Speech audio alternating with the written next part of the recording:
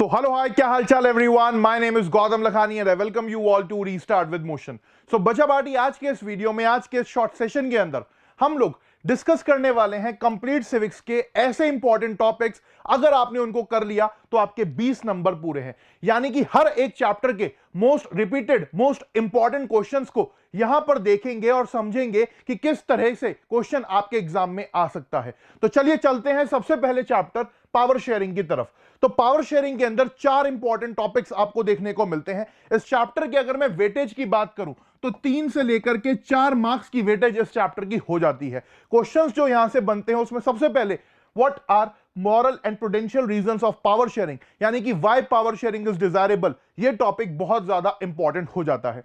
दूसरा important topic हो जाता है मेजॉरिटेरियनिज्म को लेकर के और कैसे श्रीलंका ने सिन्हलास की सुप्रीमेसी को एस्टैब्लिश करा।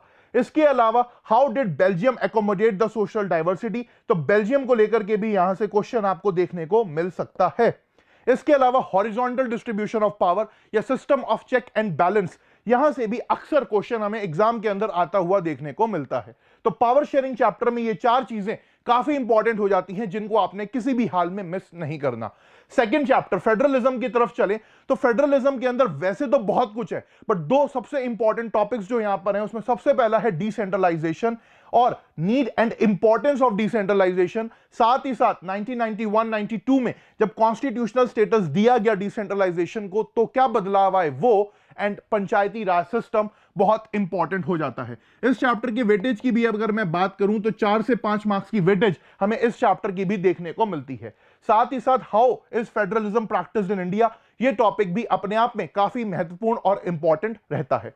इसके अलावा चैप्टर 3 यानी कि जेंडर, रिलीजन, कास्ट की तरफ चले तो इस चैप्टर की जो वेटेज है वो थोड़ी सी कम यानी कि 3 to 4 मार्क्स की हमें देखने को मिलती है। इस चैप्टर से जो क्वेश्चंस आते हैं वो अक्सर कम्युनलिज्म या फॉर्म्स ऑफ कम्युनलिज्म को लेकर के आते हैं, या कई बार caste in politics and politics in caste का जो डिफरेंशिएशन है उसको भी क्वेश्चन के फॉर्म में पूछ लेता है।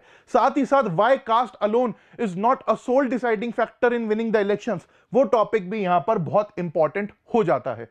साथ ही साथ विमेन रिप्रेजेंटेशन, और इस बार जो आपकी नई एनसीईआरटी नए सिलेबस के अंदर एक नया टॉपिक जोड़ा है दैट इज नारी शक्ति वंदन अधिनियम 2023, यानी कि जो मोदी गवर्नमेंट ने विमेन रिजर्वेशन एक्ट पास करा है उसको लेकर के भी क्वेश्चन यहां से बन सकता है। एमसीक्यू के चांसेस काफी ज्यादा हैं। साथ ही साथ यहां पर अगर मैं चैप्टर 4 की तरफ आपको लेकर के चलूं तो पॉलिटिकल पार्टीज का चैप्टर आ जाता है। इस चैप्टर की वेटेज भी 3 to 4 मार्क्स की हमें देखने को मिलती है। जो इंपॉर्टेंट क्वेश्चन है बनने को वो challenges and reforms of the political party से बन सकते हैं। साथ ही साथ जो पॉलिटिकल पार्टीज की नेसेसिटी है that political parties are the most visible institutions of democracy, ये भी क्वेश्चन आपके एग्जाम में पूछा जा सकता है। तो यहां से यही 2 इंपॉर्टेंट टॉपिक्स हैं जो कई बार रिपीट होते हुए हमें देखने को मिले हैं। लास्टली अगर चैप्टर 5 आउटकम्स ऑफ डेमोक्रेसी की तरफ चले तो इस चैप्टर की वेटेज भी 4 to 5 मार्क्स की हमें यहां पर देखने को मिलती है।